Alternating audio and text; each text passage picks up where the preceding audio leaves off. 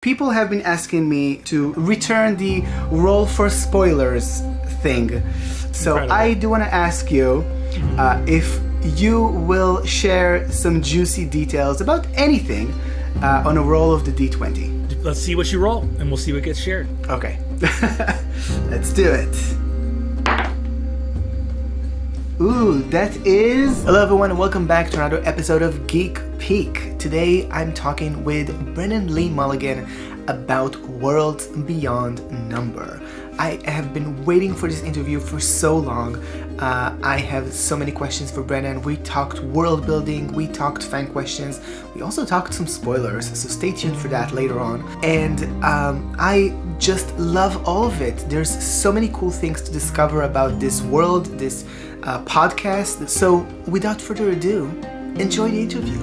Brennan, thank you so much for coming back and joining me here to talk about Worlds Beyond Number. Are you excited?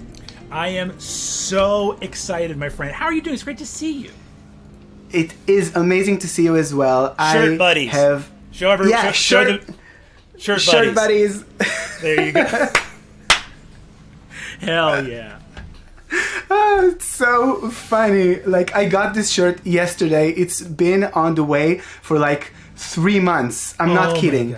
It's Kendra Wells, the designer who designed it. They are one of my favorite artists of all time, and that they and in collaboration with Paula Searing, who does all of our graphics supervising for Dropout. It's one of my just favorite. You can see. I also have it. Bing, bing, bing, right there on the bookshelf. There it is. It's my a little dice vault that it's like mother of pearl, unsleeping city dice vault. I just love it. Beautiful symbol. Oh wow! I should get a dice thing too. A little dice vault. There you go. Yeah. Okay, so we are here to talk about Worlds Beyond Number, and we're here to talk about the first campaign as well. But I have so many questions about the actual podcast itself, the entire thing. So as always, Brennan, we're going to start with our question: what's the inspiration behind Worlds Beyond Number? What a great question. The Worlds Beyond Number has been an idea floating around for a long, long time. And obviously, it was very organic, right? So the motivations for the four kind of cast partners, myself, Lou Wilson, Erica Ishii, Abria Iyengar, came together, and also our relationship with our producer, Taylor Moore. So the sort of growth from the roots that you can track is many years ago, when I was a improviser living in New York City, I ran a game of D&D for Taylor Moore, who was working at Kickstarter, a place that he actually unionized. Go Taylor, a very cool, awesome thing. Taylor's one of the first people in my life that was sort of like, have you listened to the Adventure Zone? Have you seen this other stuff? Like, you should be doing this. And I was like, oh, no, ain't nobody gonna wanna, hush up you. You're being too kind. And he was like, I'm not being kind, I'm being serious. And years later, and then I got the job at College Humor, and Dimension 20 started. And this idea of a podcast was always kind of percolating. Early conversations with Lou, who, we're on a 2-prop team together and we're workout buddies. Lou's one of my closest and dearest friends in the entire world. And Eric, as is Erica and Abria. And we slowly but surely gathered together with this idea, which had different appealing factors for all of us. For me, the thing that was the most appealing about Worlds Beyond Number was to flex a creative muscle, because in a weird way, this is a funny thing to say, I kind of ended up in comedy. I don't want to say accidentally, but it was certainly when I was a student going to college, there was nothing I was very much like straight up fantasy, science fiction. I was the head writer for a LARP camp, and I wasn't writing comedy games there. It was only in adulthood, when I kind of graduated as a broke person from screenwriting school and was like, I don't know anybody. And I ended up at UCB because that was a place for me to meet other creative people. So comedy became this venue for me to meet other professionals. And I've, of course, like identify as a comedian, but that was sort of a layer in some ways that got added on a little bit later, right? So when I got to College Humor and was doing the CEO sketches and was in the writer's room and did Troopers, and I was writing questions from Actually, and then Dimension 20 started. It was this unbelievable burst of freedom, and it's absolutely incredible. And now that Dimension 20 is going so well, and we have our whole 2023 slate lined up, and we have all these great people working on the show, there's an ability for me to flex this earlier creative muscle from my childhood of doing very traditional fantasy, the stories that I used to like read behind a tree on the playground. And so it's really fun to do this high octane goofs and bits. Dimension 20 seasons come in and do this really, and also it's anthology, so they're short, and it's Rick Perry making these battle sets, and it's like pow.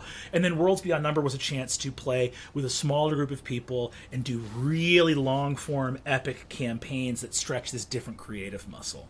That I'm sure Abria and Erica and Lou and Taylor would all tell you different reasons that they were excited about it. But for me, it was getting great pals and having a game that we could really sink into and get that familiar narrative structure of the long multi-year campaigns that I grew up playing.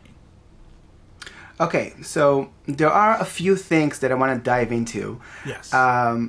Like, first of all, I love the idea. I'm so excited. I was like really, like, you made my dream come true when you said, like, in the Patreon, you said, like, in the live stream before the launch, you said that this is going to be a multi-year thing. This has been such a joy because you know that I watch every season of Dimension 20, like, and this has been such a affirming thing for me to know, like, this is going to walk with me in many stops in my life. Yes. And I want to ask you, like, what drove you into, like, you and the group? Like, what was the decision behind setting the tone as this is going to be a multi-year podcast? This is going to be our thing that is going to be going with us into the future. Well, one, that's what I grew up doing. I'm in the process of concluding a 14-year home game. So that's what, like, I've been playing that for 14 years. In college, I played a 6-year campaign called Storm City that had over 40 PCs. It was Wes March's style. One of my very first games was called Horizon, and it was this long, and it was from when I was 11 to when I was 17, and we played every week. Yeah, it was wild. It was truly wild.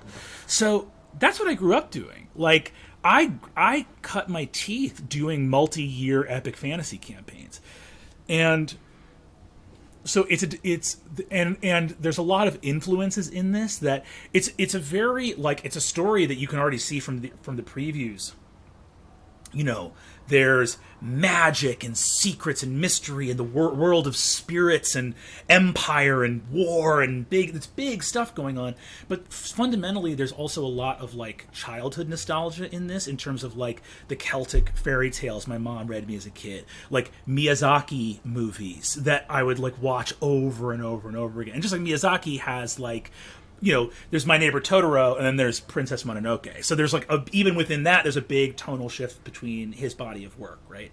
There's a lot of the old fantasy games I used to run, and there's a desire, too, to have this, like, ongoing years-long thing, specific. And also, by the way, looking at the games my friends run. Like, looking at, you know, Taz with the McElroys, or NADPOD with Murph and Emily and Jake and Caldwell, Critical Role, like Matt and all the amazing players at Critical Role, and like, looking at there's a certain type of story that I just had a different itch. And I know that it must seem, there's a certain thing that must seem bananas to people at home that are like, because I'm doing, like, I will be continuing to run Dimension 20 seasons. Abria will continue to run Dimension 20 seasons. And we will both also be doing, Lou and Erica will continue to play in Dimension 20 seasons. And if I can ever wrangle them into GMing a side quest, I'll make that happen as well.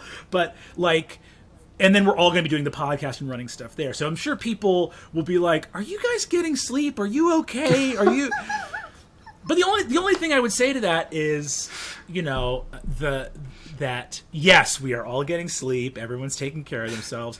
And for me, I think if you look at other artists and other mediums, they're doing lots of projects. And so for me, there's an element that this is like the best of both worlds, because there's a certain itch that only Dimension 20 can scratch. It, like, getting to play with the cameras rolling and Shawbach behind the monitor and Ebony behind the monitor and Rick Perry miniatures, that is a high that is totally unique in the world. And there's another itch that I'm really excited for Worlds Beyond Number to scratch, which is this older childhood desire for the kind of epic fantasy and world building that I grew up with.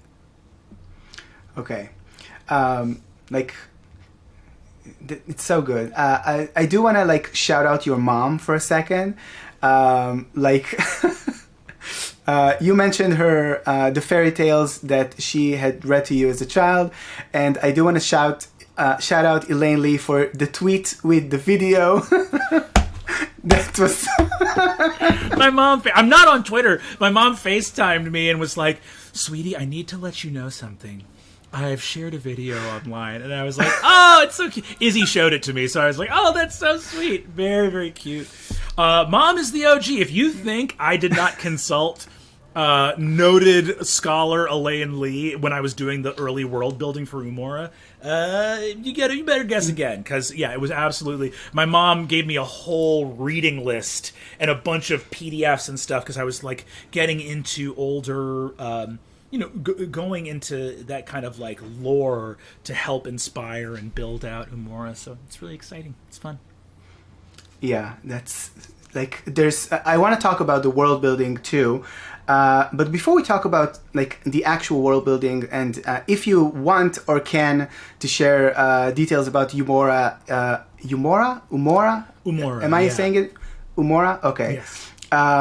Before we talk about Umora itself, I do want to ask you, what came first? The idea for the podcast or the idea for Umora as a world? Podcast. So literally the first thing that happened was was just early ideas of like, oh, it'd be fun. It was like, it would be fun to do a long form. And the podcast thing was coming from Taylor. Taylor was a person of like, this medium is really great. Like, Dimension 20, and even going out and doing other stuff like doing Calamity over at Critical Role, video production, you have a fleet of people. The storage space, the editing, all the departments that come together, like, the crew behind Dimension 20 is so many brilliant artists and producers and creators and editors, and just like anytime I start being grateful for people, I always am like, oh, you can't possibly get everyone, because you've got like just our editors right now are Jared and Tyler, and you've got all the staff at Dropout like Matt LaForest keeping the lights on, and Lauren Stone, our post coordinator, and then you got the producers coming in like Ebony and Hallie and Brittany and all these amazing people, and Shawbach, and just this huge. It's like we're an army, right? It takes it's an army, and there's definitely multiple people. We have like Katrina on socials for Worlds Beyond, and Taylor, of course, producing the show, and Taylor's got a bunch of great people at Fortunate Horse. But production wise, the ship runs with a smaller crew, right? And Abria's joked about it a lot before, but you can roll up to the podcast studio in your sweatpants, and you just, there's a certain, so the idea of a podcast really started first. I can tell you for sure, for people that are worried about the like, are they getting sleep? That crowd. If this was a video show, I would turn into dust. I would truly, the lift, I would go So podcasting does enable a certain degree of flexibility. It's still a tremendous amount of work. Taylor, if you've heard the sound design of Worlds Beyond Number, Taylor is busting his ass. It sounds incredible. It's a lot of work going on, but a smaller crew of people can get a lot done in a podcast. It started as podcast first, and then as we were going along, once me, Erica, Bria, and Lou had all gotten together and were like, okay, this feels right, I think we should kick it off. That's when conversations about The Wizard, the Witch, and the Wild One started. Okay. This is like, first of all, like reacting to the sound design, this has been mind-blowing. Like, I was in it. Yeah, I was inside the audio. It's so cool. And talking about like the actual launch of the podcast, I do want to ask you. I checked before we started recording how many patrons you have right now, and you are really, really close to 20,000. How does that feel?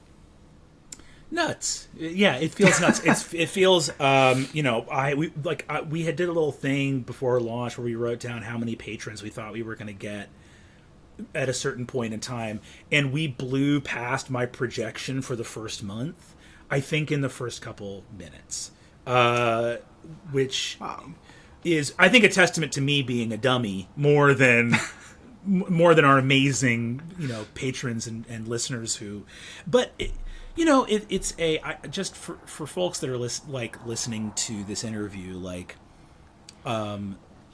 it's astonishing, and I'll never be able to do a good enough job of expressing my gratitude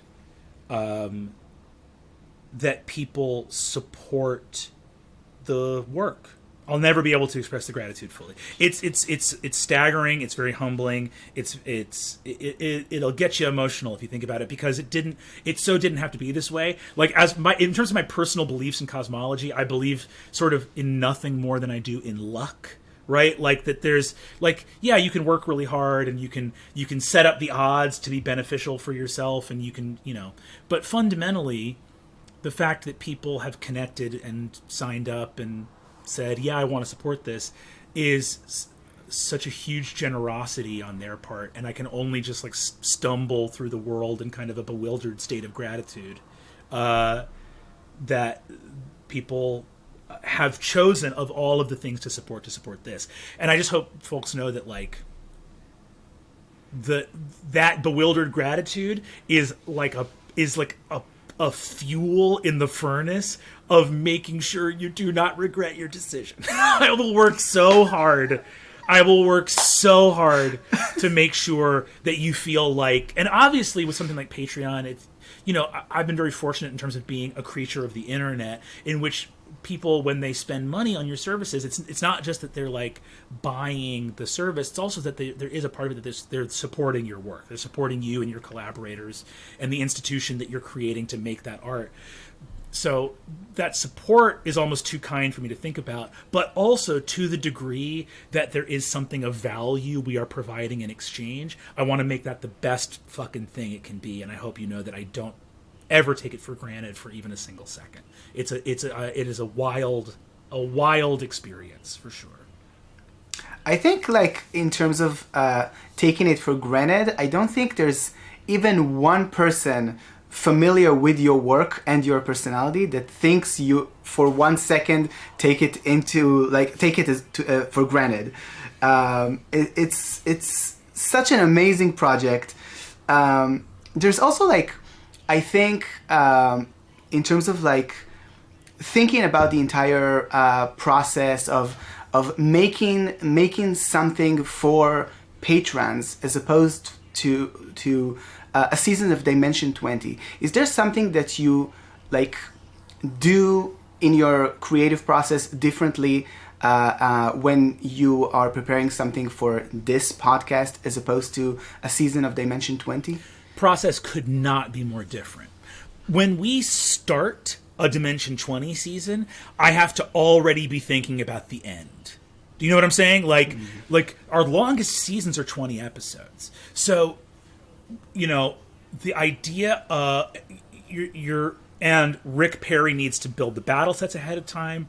We do the character creation, and from the player side, the best like players, you know, when they're working in short form content, even if they're being totally limber and totally reactive and staying very true to the character, even they are aware of the clock. They're going, okay, if there's something I want to do with the character, if I want something to resolve in the last 3 episodes, I need to set it up in the first 3 episodes. So everyone's aware of the clock. And we're all still playing. We're all still discovering. It's still improvisation.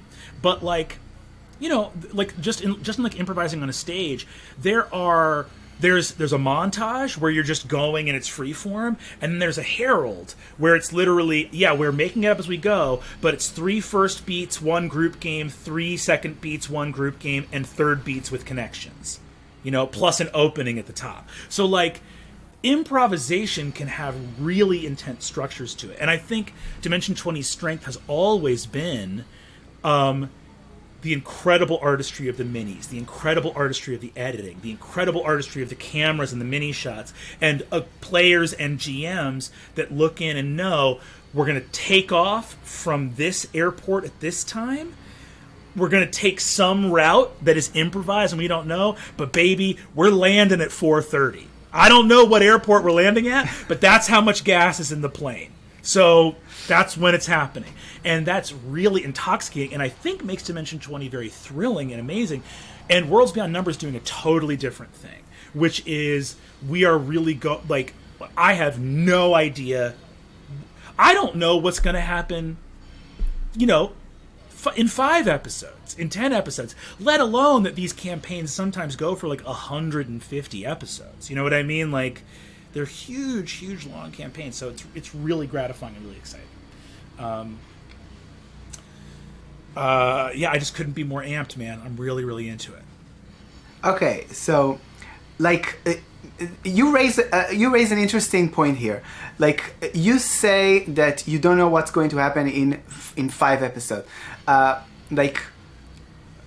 I'm pretty sure that for now, at least, while the previews are going out, like, you probably have recorded some episodes. Mm-hmm. But is this going to be like once you reach your recording? Are you going to publish this like? I think you said like I think it was bi-weekly. Every other week. Yes. Yeah. Yeah. So are you going to like record the episode between those 2 weeks? Or are you publishing it after it was already recorded? No. We have a huge buffer. Okay. Of recorded episodes, which I think is smart for a lot of reasons. Like, number one, you know, when I was doing live streaming, there was an element of like almost like I would like, you have a thing where you go online, you see people reacting to the episode, and it can't help but somewhat impact your like storytelling a little bit, I think. So I think having a nice buffer of episodes, which is not to say that like, you know, I remember when like Mice and Murder was coming out and people were guessing stuff, and I went, it's so nice that this is pre-recorded, because if I read it and saw all the people getting stuff right and guessing correctly, there's always that thing where you're like, ooh, how do I feel about that? Do I want to alter and that's so, I think that's like, you know, the writers of Lost, like, there's like a rumor that they like changed the mystery when people guessed it. I don't know if that's true or not, but I think that's so, like, if you guess it, if a fan guesses it, great, they should win. The fan should win. And having a nice big buffer of episodes allows, I think, people to engage with the show, knowing that they can talk freely about it online, because like there's a little bit of a our storytelling gets to stay like at the table, if that makes sense, right? Especially for like mystery stuff, I think there becomes a temptation to like change your stuff, and it's nice to not be able to change it. Okay, that's so cool. Also, knowing that you have like a buffer is so nice. Do you have like you have I think you already have like the children's campaign, which is going to be like exclusive for patrons. Patreon, yeah. Yeah. So like, how many? I don't know if to call it seasons. Like, how many have you already engaged in production of, like, in the future? We're gearing up to do our first, like, we have plans on the near horizon for some other stuff, but we have a ton. I think we have like something like the first. We have many episodes recorded of the main campaign of The Wizard, the Witch, and the Wild One.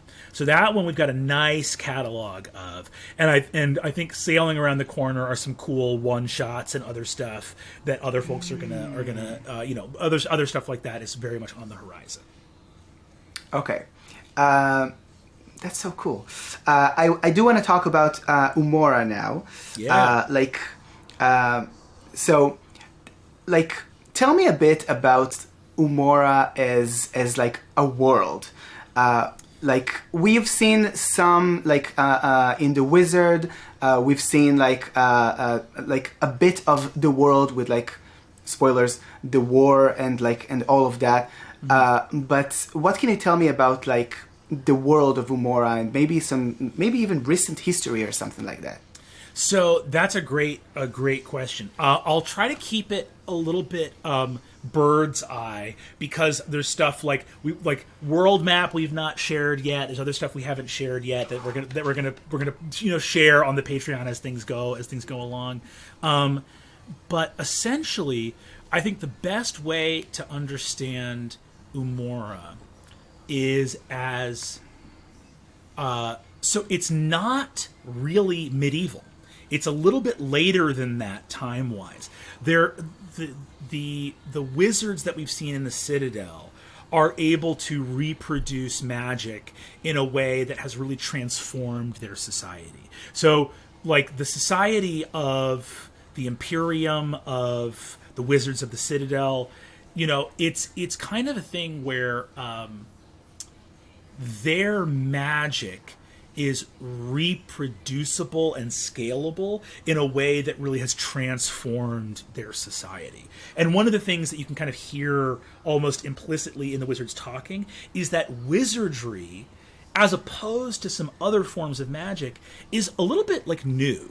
Not like 5 years ago new, but new enough that it's been around for some amount of generations, or like a handful of centuries, and as it's picked up, there's almost like a revolutionary aspect to it. It's like changing the world, right? And you can see that in the Citadel, you can see that in the war that's going on, and there are other older forms of magic. And I think that as you go, like by the time this interview is out, like The Witch Then and Now have previewed, and there's kind of an element there of, in terms of our inspirations, right? Like, you can see that there's an element of societal change throughout history, where there are like, this world has tall ships with sails. It has magical technologies. It has a lot of like, I think that you can, like, the influences that I would point to in a lot of places are probably like a lot of Miyazaki's films, sort of like Nausicaa or Howl's Moving Castle, or even like, I would say, Porco Rosso might be a little too advanced, but there's definitely some Porco Rosso stuff, sort of thrown in there inspirationally. And I think that, like, there are also, unlike some other high fantasy worlds, there are some references, and I don't want to spoil, but there are some references to, like, past ages of the world, where even things like swords or armor are at this point anachronistic. Right? Like, it's almost a thing of like, oh, we're sort of like, think about this as a little bit, definitely not high medieval, and maybe even past Renaissance into some more like, oh, this is like age of mercantilism, age of empire, but with a big magical kind of overlay on top of that, I would say. Okay, that's really, really cool. Is there anything that you can tell us about the nature of magic in this world? Like, I am a huge fan of Brandon Sanderson, and a lot of his books have systems of magic. Like there are rules to use magic. Yes. And I think for all the love I have for D&D, there's something about D&D magic that is like so unstoppable at some point. Yes. Like yes. Is this going to be like D&D magic, or is this going to be a little different in some ways? It's going to be D&D plus. So there's going to be a lot of home-brewed mechanics that influence magic, make magic a little bit stranger or work in a different way. So the ideal for this setting is to, especially I think as magic gets more powerful, it gets more rules. Like little cantrips and orisons and stuff like that tend to just be like, oh, well, that's very simple magic. But I think the powerful stuff, as the campaign goes along, you'll see has a lot of other rules on top of it, which I think will be added in as we go along. But yes, so magic systems I think you can expect as we go. Okay. That's so cool. I do want to go to fan questions. Before we go to fan questions, though, I do want to ask you two questions. First, do you have any plans to have guests on the main campaign? For example, you were a guest player on NADPOD. Do you see this main campaign doing the same thing, where you would have this maybe guest players that come in for a few episodes and then move on their merry way? I think for right now we are. So I think that we are so open to that, and especially not only in the main campaign, but also in side stuff and other stuff we want to do. For right now, I think that we're still feeling very early days and wanting to get the main trio of PCs up on their feet and establish their story. I think that it'll be interesting to find the structure for this. I've never run a campaign for just 3 people before. And I'd be interested to see not only do we have lots of friends we want to play with, but I think we also have there's a certain balance element of ooh, what's combat like for only 3 PCs. So it'd be very funny to start bringing people in and be yeah, we want to play with you, but mainly this dungeon's really hard. We'll see how that goes. So I would say that we haven't, where we're at in recording right now, we haven't had someone yet because it's still very early days. So I think we want to get up on our feet. But yes, obviously there's a million zillion people we want to play with. And I think we're very open to that idea, even though we don't have a firm plan of where that would happen right now. Okay. Awesome. One final question before we move to fan questions. The world of Umora, is it going to be this platform for all of the stories of this podcast, or are you going to have other world buildings for different seasons?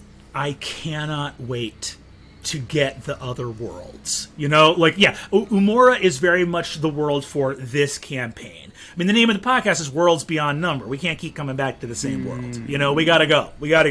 And specifically, there is, I think, I've already talked with Abria about in the misty future when ideas for worlds from her, ideas for worlds from Lou and Erica, and I think specifically too for us, there is nothing. We're not opposed to the idea of potentially doing a side quest or a one shot or whatever in another one of these universes run by another one of our cast members, and then going, can we come back here? Like, it's very possible that we might stumble into a next, like, multi-year campaign setting as well. So, yeah, there's lots of worlds to come, for sure. This feels like Sliders. Do you know that show? Yes. I love it. I love it so much. Hell yeah. Awesome. Okay. So we're going to move to fan questions. I have a sheet of questions here. And before I read the first question, I have a special request from a lot of people to bring back a nice... I don't know if I can call it like a segment. Maybe I can call it a segment. But people have been asking me to return the roll for spoilers thing. So Incredible. I do want to ask you if you will share some juicy details about anything on a roll of the D20. Let's see what you roll, and we'll see what gets shared. Okay. Let's do it. Ooh, that is a 19, Brennan. Wow! That's a very high roll. That's a very, very high roll. There's only one roll higher than that. Yes. Okay. On There a it is. 19, let me think of something good to... Okay, here is I'll give a spoiler. Also, while you think, I will just give a little shout out to this dice. This is the dice actually from the Dropout store that arrived yesterday. This is the I think Unsleeping City dice. Incredible. Okay, I will give a spoiler. Let me see. What's a good spoiler to give? I'll do one for episode. Okay, here's a spoiler for episode 1. When we meet Lou's character in episode 1, when we very first meet him in episode 1, he will not look like the character art we've released on social media. Okay. That's my spoiler. There you go. This is huge. Huge. We're breaking it here, folks. We're breaking it right here. Love it. Okay, so I'm going to start reading some fan questions. Awesome. Some of them are so cool. A lot of people have like the same questions in some way, but let's see what we have here. We have a lot of questions. So, first question is from Cecilia and says... Cecilia? Hey Brennan, big fan here. Thanks for teaching me how to DM. Question, what oriented your choice of the podcast format? Can you share some thoughts about how to exploit it? Thank you for your wonderful work. Lots of love for the 4 of you. Thank you so much, Cecilia. That is very, very kind. Podcast format's incredible. Honestly, I'll just give you one of my favorite answers, which is a reshoot for a video production requires rebuilding sets, rehiring camera crew, getting your hair and clothing to match. It is a huge lift. Re-recording something for a podcast can be done in minutes. And it's just enormous. And especially if you listen to an episode and go, oh, I forgot to describe something. Or, oh, there's something that needs to kind of like be changed there. So my favorite thing about podcasting as a medium and going into this new world is the ability to provide edits should they be needed. And that is not a heavy lift. Okay. Another question that is like a little bit more of what we discussed earlier, but is like an opportunity to expand on that a little bit. Mm-hmm. This is a question from Dorothy. Hey Brennan, I'm a huge Dimension 20 fan. While I love the show, I know some aspects can be limiting. For example, the runtime and needing to make it to pre-made battle sets. What aspect of Worlds Beyond Number are you most excited about? What opportunities did it afford you that you might not have been able to do on D20?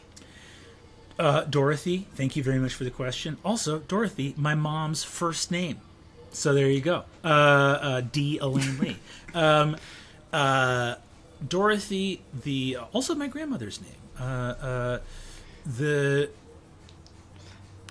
limitations are the best thing in the world.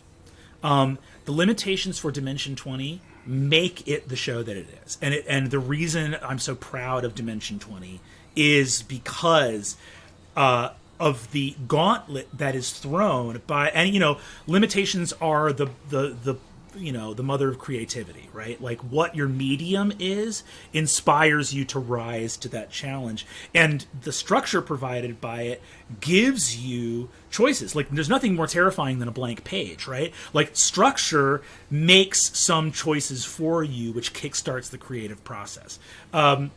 So I will always love, and there are very real limitations within podcasting as well.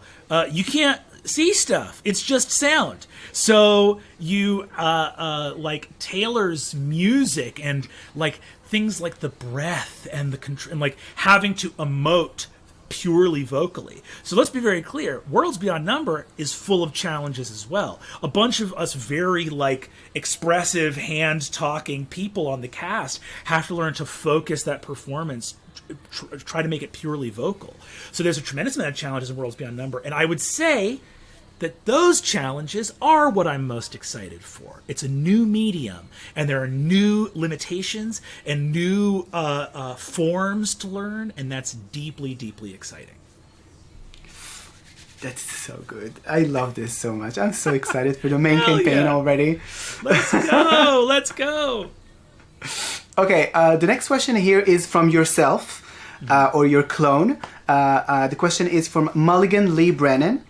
How many Doppelganger.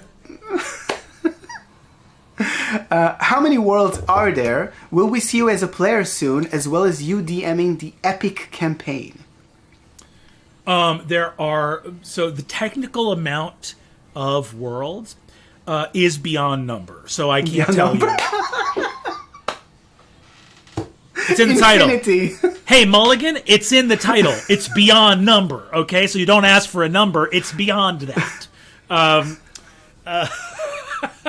So aggressive. I'm so sorry, Mulligan Lee Brennan. And I would say on top of that, yes, you're going to see me as a player pretty soon.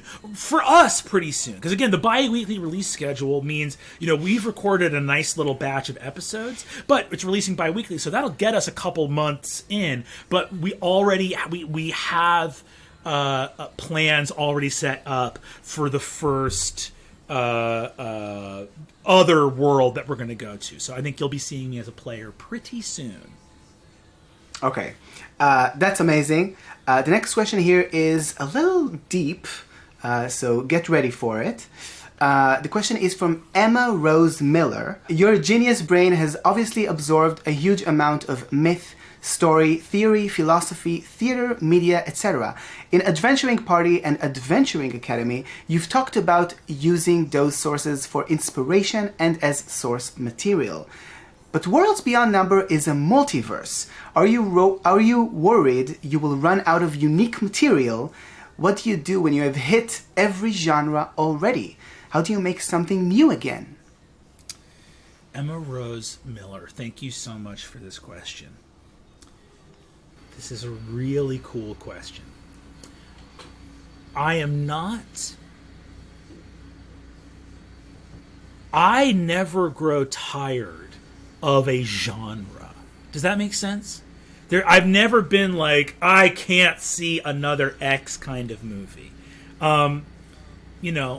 It's a sort of interesting thing. I think that there's a lot of focus amongst creators on novelty and originality, right? novelty and originality. How do I reinvent the form? How do I reinvent the form? How do I reinvent the form? And to use a weird food analogy, because I'm always quite hungry, there's a little bit of a thing where people are like, okay, we have pancakes, we have French toast, we have waffles, but you can't just keep making those. How do I make a fourth fluffy kind of breakfast food item and show something that's never been done before? One of the things I used to always advise as an improv teacher is that type of form breaking, that type of ejecting from genre, that type of novelty is always front and center for creators. And in my experience, audiences aren't really looking for a fourth type of breakfast fluffy thing.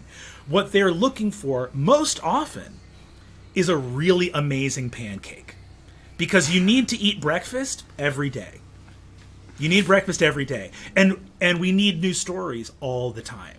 And artists are really concerned with form, and like as an audience, and think about, because every creator is also an audience member, right? You also consume media, and it's really funny because I'll be sitting there being like, novelty, originality, how do we do something new? And then when I go to the sofa at the end of the day with my fiance Izzy, I sit down and go like, oh, a new fantasy show, let's see if it's like amazing. Yes, a new pancake. I love a new pancake. And I do think that artists get really obsessed with form, sometimes to the expense of content. And I don't mean content in the internet parlance. I mean literally, like, what are you saying? Like, if you go do a story in a magic forest with some swords and you say something deep from your heart, even if you are expressing a sentiment that has been expressed 1,000 times before, you're saying it for the first time. And you will add a level of experience, because you're unique. No one like you has ever existed before. And I don't know, this is a weird thing to say also, but as someone who spent a lot of time as a teacher,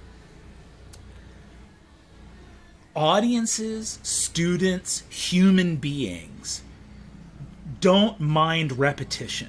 Like, there's an element of, like, think about how many stories there have been that say something like, you must stand up against the forces of evil and you must cherish your friends. Think about how many stories hit that message.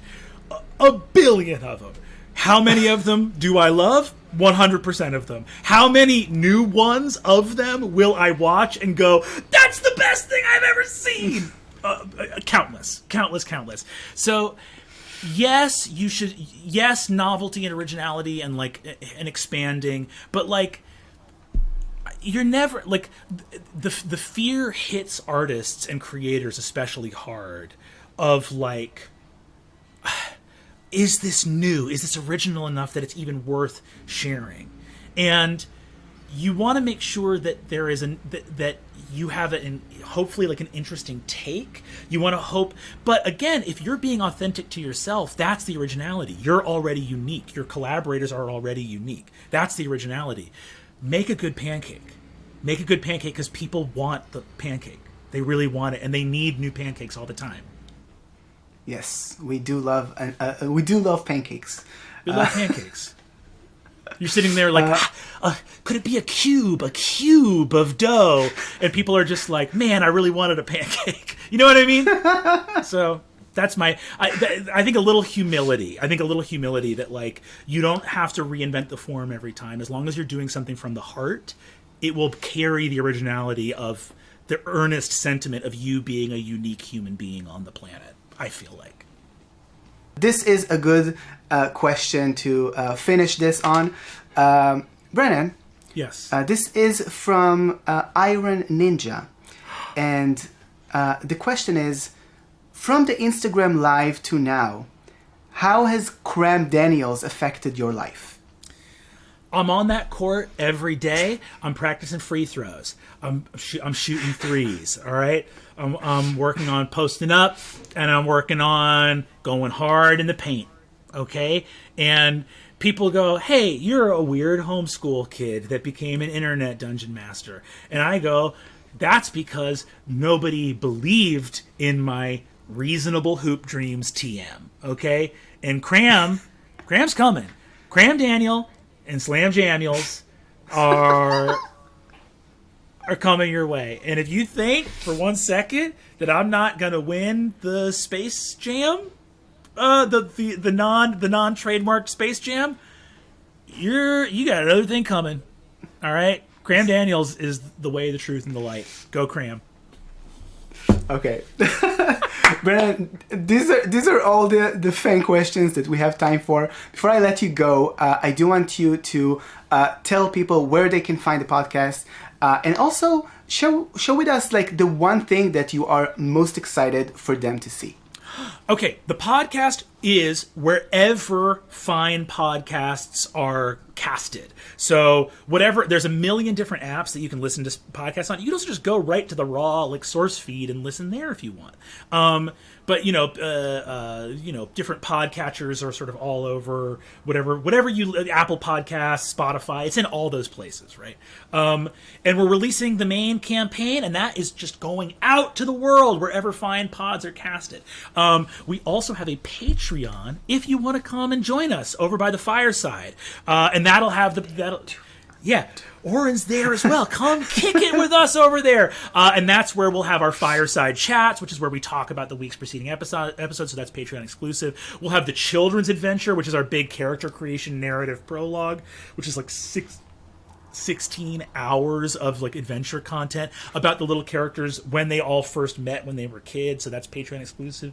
And we'll be dropping other cool odds and ends and cool bits and bobs over there to thank everybody for supporting the show. The thing I'm most excited about, I'm really excited because I feel like Erica, Abria, and Lou their characters are so phenomenal.